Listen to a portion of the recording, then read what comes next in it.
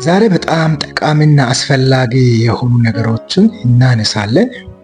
ይህ በጣም ወሳኝ እና የጊዜው ሀሳብ ስለሆነ እንድትከታተሉ እላለሁ። ይህንን ሚዲያ ኮፒ፣ ሼር፣ ላይክ፣ ሰብስክራይብ እያደረጋችሁ ለሌሎች እንዲደርስ አድርጉ። ዛሬ ማንሳት የሚፈልገው ነገር ከግለሰብ ሕይወት ጀምሮ ታላላቅ ተቋማት ድረስ አንዳንድ ጊዜ የሚፈጠሩ ችግሮችና ክፍተቶች ምክንያቱ ምንድን ነው በሚለው ዙሪያ ምክንያቱ አንድና አንድ አመራር ነው። እግዚአብሔር ሰውን ሲፈጥር ሁሉም ሰው መሪ አድርጎ ፈጥሯል። አንድ ግለሰብ ራሱን የሚመራበት ራሱን በጤናማነት የሚመራበት አደራዊ ኃላፊነት ሰጥቷል።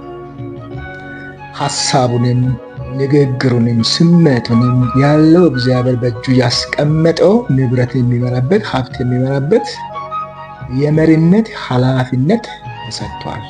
ቤተሰብን የሚመራበት የመሪነት ኃላፊነት ተሰጥቷል። ቀጥሎም ቤተ ክርስቲያንን ወይ እምነት ተቋማትን የሚመሩበት ኃላፊነት ተሰጥቷል። ከዛ ቀጥሎ ደግሞ አገር ደረጃ የተለያዩ ድርጅቶች መንግስታዊና መንግስታዊ ያልሆኑ ድርጅቶችን እንድንመራ የሰው ልጅ እንዲመራ ለሰው ልጅ ኃላፊነት ተሰጥቷል። ይህን ነጥብ በቀጣይነት አንድ ግለሰብ ራሱን እንዴት መምራት ይችላል? ለሌላው መሪ ከመሆኑ በፊት እግዚአብሔር ለአንድ ሰው እንዴት ራሱን እንዲመራ ኃላፊነት ተሰጠ የሚለው ራሱን የሚመራበት፣ ቤተሰቡን የሚመራበት፣ ቤተ ክርስቲያንን ወይንም እምነት ተቋማትን የሚመራበት እግዚአብሔር የሰጠው ኃላፊነትን እናነሳለን።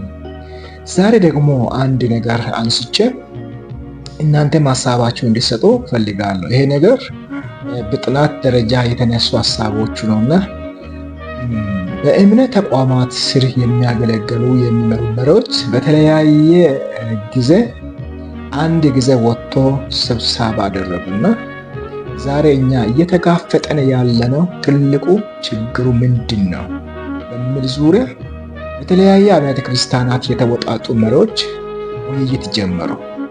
በዚህ ውይይት ውስጥ አንድ መጀመሪያ ሀሳቡ አስተያየት ሰጪ ሰው ተነስቶ ዛሬ እኛ እየተጋፈጠን ያለነው ትልቁ ችግር የስህተት ትምህርቶቹ መስፋፋት ነው የሚል ሀሳብ አስቀመጠ። ቀጥሎ የተነሳው ሰው ትልቁ ችግር እየተጋፈጠን ያለነው የእግዚአብሔርን ቃል ያላወቁ ምዕመኖች ስለበዙ ከዚህም የተነሳ የስህተትን ትምህርት እንዴት መጋፈጥ እንደሚችሉ ስለማያውቁ ችግር ውስጥ አሉ። ያ ችግሩም የእግዚአብሔር ቃል ያላወቁ ምዕመናን እየበዙ ስለመጡ የሚል ሀሳብ አስቀመጠ። ሶስተኛው ደግሞ አስተያየት ሰጪው ተነስቶ ትልቁ ችግር በቤተ ክርስቲያን ውስጥ የገባው ግንዛዜ ነው።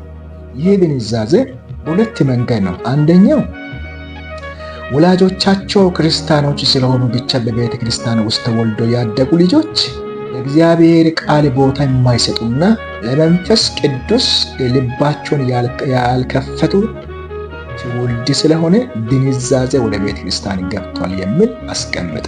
ሁለተኛው በዛው የተነሳው ነጥብ ላይ ሁለተኛው ደግሞ ምዕመኖቻችን በመንፈስ ቅዱስ የተለወጠ ማንነት ስለሌላቸው ግንዛዜ ቤተ ክርስቲያን ውስጥ ገብቷል የሚል አስቀመጠ።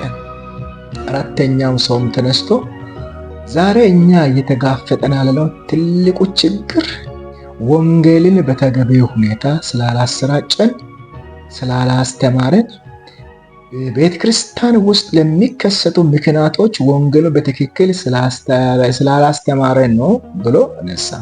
ሌሎች እምነት ተቋማት በፍጥነት እያደጉ መጥተዋል። እኛ ግን ያለንበት ሁኔታ ችግር ውስጥ ነው ያለነው። ሌላው ደግሞ በዚህ ሰውዬ ይህ መሪ ያነሳው ነጥብ ለዚህ ወንጌል ስራ፣ ለወንጌል ስርጭት፣ ለወንጌል አገልግሎት ሰዎቹን ለመላክ ስናስብ የሚሄድልን ሰው የለም። ምክንያቱም በቂ ገንዘብ ስለማንሰጥ፣ የቤተሰቦቻቸው ክፍተት ዘግተን ስለማንልክ ለመሄድ የሚፈልግ ሰው የለንም። ሁለተኛ እኛ መሪዎች ደግሞ ገንዘቡን የምንጨርሰው ገንዘቡን የምንባከነው ህንፃን ለመገንባት፣ የሙዚቃ መሳሪያን ለመግዛት ነው እንጂ ለወንጌል ስራ ተገቢ ሁኔታ እየከፈለን አይደለም፣ እያወጣን አይደለም። ገንዘቡን የምንጨርሰው ለሌላ ነገርና ለቁሳዊ ነገሮች ናቸው። ስለዚህ ወንጌል በተገቢ ሁኔታ አላስተማረንም የሚል ሀሳብ አስቀመጠ። አምስተኛ ሰው የተነሳው ያስቀመጠው ነገር ምንድን ነው? ዛሬ ትልቁ ችግርና ፈተና በቤተ ክርስቲያን ውስጥ ያለው ክፍፍል ነው። በቤተ ክርስቲያን ውስጥ በጎሳ የተደራጁ ይህ የገሌ ብሔር ነው የእከሌ ብሔር ነው እየተባለ በጎሳ የተከፋፈሉ ቡድኖች አሉ። ያ ክፍፍል በቤተ ክርስቲያን ውስጥ አደጋ ሆኗል። በዚህ ምክንያት ባለፉት ጊዜያት ብቻ ብዙ አብያተ ክርስቲያናት ከቤተ ክርስቲያናችን ተገንጥሎ እንደወጡ ይህ ጥሩ ማሳያ ነው። ስለዚህ ትልቁ ችግራችን በቤተ ክርስቲያን ውስጥ ያለው ክፍፍል ነው የሚል ሀሳብ አስቀመጠ። የመጨረሻው አስተያየት ሰጪ መሪ ተነሳና ብዙ ዘመናት ቤተ ክርስቲያን እየመሩ ትልቅ አባት ናቸውና ሀሳባቸውን እየሰጠ ዛሬ ትልቁ ችግራችን እየተጋፈጥን ያለነው ትልቁ ችግራችን የእግዚአብሔርን ቃል ያላወቁ በቃሉ የማይመሩ መሪዎች ቤተክርስቲያን እየመሯት ስለሆነ እየመራን ስለሆነ ቅድም የተነሱ ነጥቦች በሙሉ ምክንያቶች እኛ መሪዎች ነን። የስህተት ትምህርት የመስፋፋት ምክንያቶች እኛ መሪዎች ነን። በቤተ ክርስቲያን ውስጥ የመጣውና የገባው ድንዛዝ እኛ መሪዎች ነን። በቤተ ክርስቲያን ውስጥ ያለው ክፍፍል ምክንያቶች እኛ ነን። ወንጌል በተገቢ ሁኔታ ላለመሰራጨት ምክንያት የሆንን እኛ ነን። ስለዚህ ትልቁ ችግር እየተጋፈጥን ያለነው በእግዚአብሔር ቃል የሚመሩና የሚመሩ መሪዎች ስለሌለ ቤተክርስቲያን ትልቅ ችግርና አደጋ ውስጥ አለ የሚል ሀሳብና አስተያየት ሰጠ። እናንተስ የትኛው ነው ትክክል ትላላችሁ? የመጀመሪያው ያነሳ ነው፣ ሁለተኛ ያነሳ ነው፣ ሶስተኛ ያነሳው ሀሳብ ነው፣ አራተኛ ነው። ይሄ መጨረሻው አባት ያነሱ ሀሳቦች ናቸው። ኮሜንት ላይ ጻፉልኝ። አንድ ነገር ላለው ደግሞ በጥቂት አመራር ስህተቶች የሚከፈቱ በሮች ብዙ መዘዞችን ያስገባል። ስለዚህ አመራር ላይ ያላችሁ ሰዎች ጥቂት ነገር መታገስ አቅቷቸው የምታደርጉትና የምትከፍቱት በር ያ አሳይመንት ብዙ ስራ ያሰራችኋል። ሌላው ከመጠቆም ጥፋተኞች እኛ መሪዎች ነን ያለው አባት ትክክል ናቸው። ቁልጭ አድርገ ያለን ችግር ነው የነገረን። የስህተት ትምህርቶችንም ግንዛቤ ቢሆንም ወንጌሉ በተገቢ ሁኔታ ላለመሰራጨትም ቢሆን ስህተቱ መሪዎች ነን፣ እኛ መሪዎች ነን።